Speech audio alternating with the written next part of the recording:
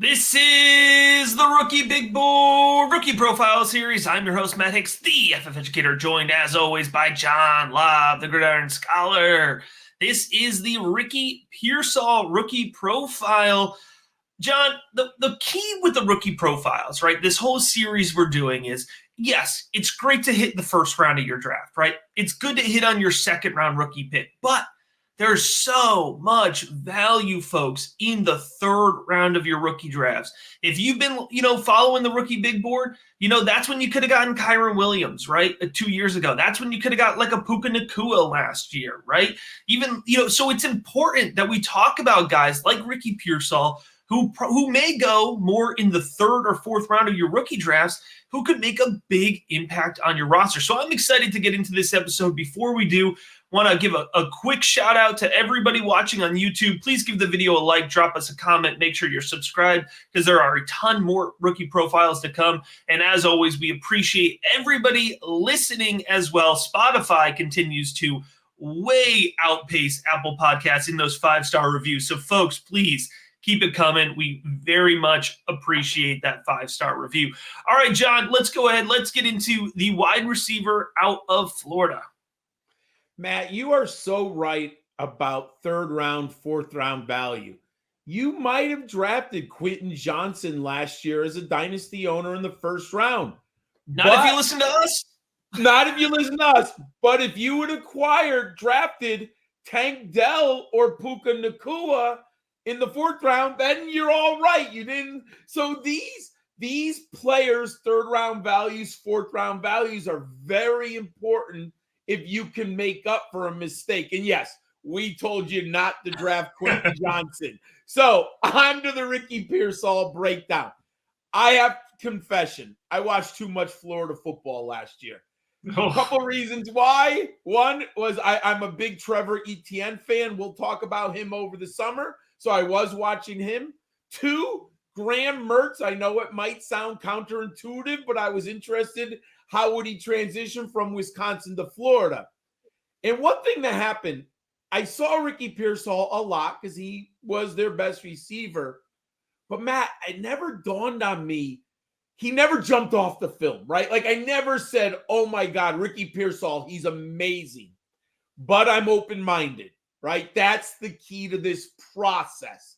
I put the numbers into my model late in the season. Oh, he's better than I thought. I never thought he was the most athletically gifted wide receiver. But Matt, at the combine, he smashed the drills. 4.41 in the 40, 6.64 in the 3-cone, 4.05 in the 20-yard shuttle, 42-inch vertical jump, 10.9 in the broad jump. Matt, I had to say to myself, he is much more athletic than my perception on film. And that's why it's important to get away from just the subjectivity of film and sometimes look at the numbers. He's 6'1", 193. Very athletic. So I had to go back to 2019. He enrolled at Arizona State. In Tempe, Arizona, he saw very limited action his first two campaigns as a Sun Devil. He kind of ended up in that messy, we talked about it in the Jaden Daniels breakdown. So he's kind of in the wrong place at the wrong time as far as popping. He only caught 13 passes for 214 yards and a touchdown. Finally, as a junior in 2021, he makes an impact on the field. He has 48 receptions for 580 yards and 4 touchdowns, earning honorable mention all Pac-12. But if you look a little deeper, Matt, he had some interesting statistics. He had 11 multi-catch games, and he had 8 outings with 3+ receptions. So something was going on at Arizona State, but because the volume, the numbers weren't there, the team completely fell apart, right? No one, I wasn't watching. Most people weren't watching. Just like Jaden Daniels, he decided to transfer, and he goes to Florida. Again, we're looking at someone from the Pac-12 going to the SEC.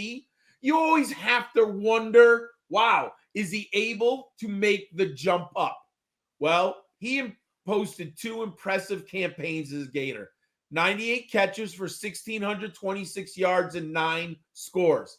Last year, Pearsall led the team in receptions with 65, receiving yards with 965, and he had 41 first downs, Matt.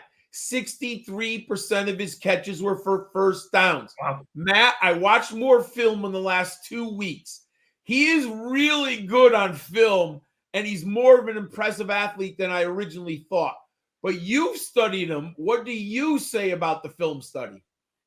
Yeah, Ricky Pearsall was one of these guys that, didn't like you mentioned, like didn't get a lot of hype from live tape, but it is different when you put a guy under the microscope, when you're able to really analyze them, pull them out of the context of their offense. And this year, the Florida offense was not one that was very successful. Let's leave it at that. But when you put, Ricky Pearsall under the microscope, there's a lot to like, and there's a lot that you can see to translate to the NFL. So let's start here by talking about his speed, because he is fast off the line of scrimmage.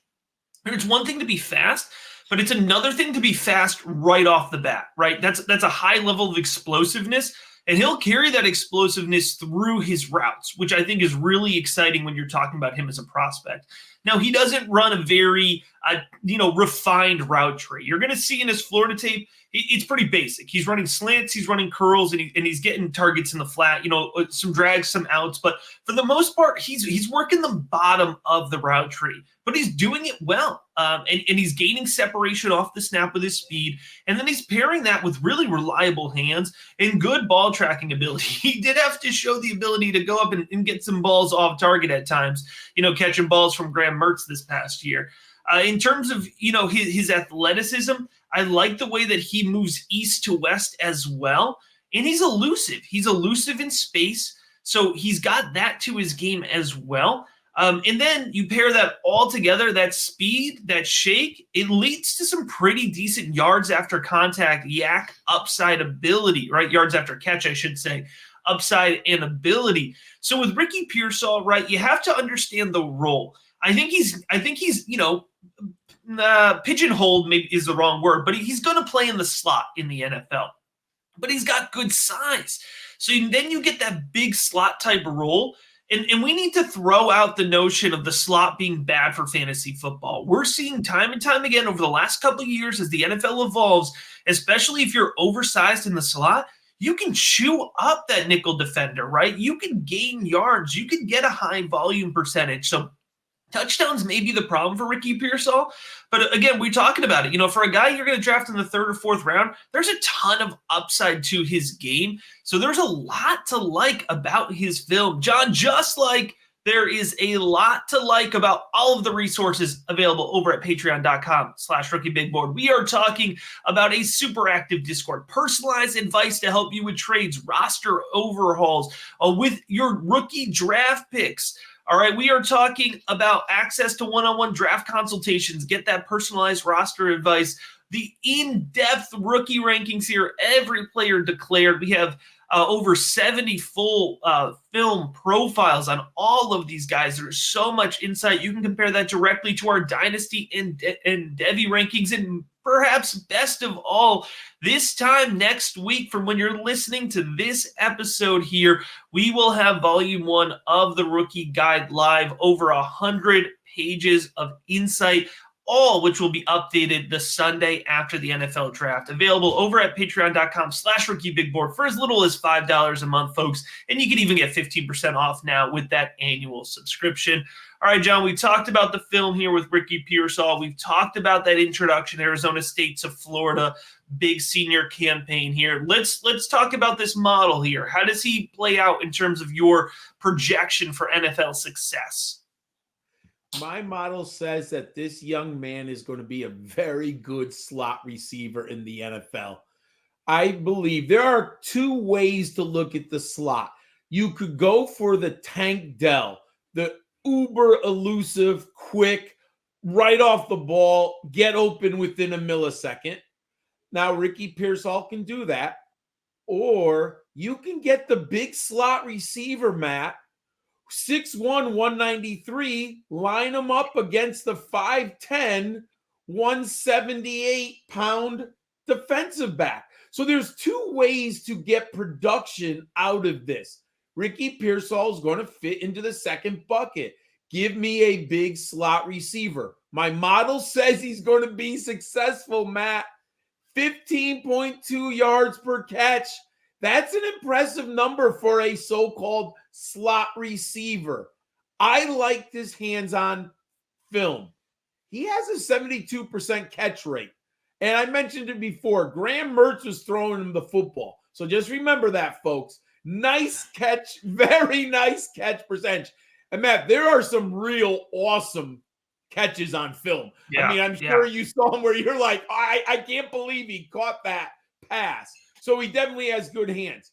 What I like, aerial dominator. He was 31%. My threshold is 30. So he has proven that he could be like a 10 target wide receiver game out of the slot if you have to do it. Receiving yards per team pass attempt, Matt, I've been talking about it. It's a sticky stat. He's 2.47. I'm looking at 2.5 as my threshold. That's clearly within the margin of error. That's a pretty good stat. I already mentioned all of the combine numbers. I really like Ricky Pearsal. I think he's a bargain. He's in my top 12 wide receivers. What should fantasy fans know, Matt? All right, yeah, let's put it all together here and talk fantasy football value for Ricky Pearsal. I do expect him to go day 2 late in the NFL draft. There's a ton of talented wide receivers, but we talk about it all the time. There's a little bit at the wide receiver position. Choose your flavor, right? And I think on day 2, there's going to be an NFL offense that's very interested in adding Ricky Pearsal into their passing attack. And let's hope it's an explosive one because it'll be a really nice pairing if it is.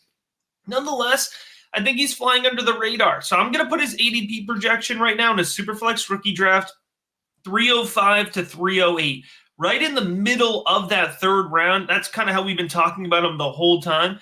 And I think it's a really nice sweet spot because I haven't projected out to be a flex filler, right?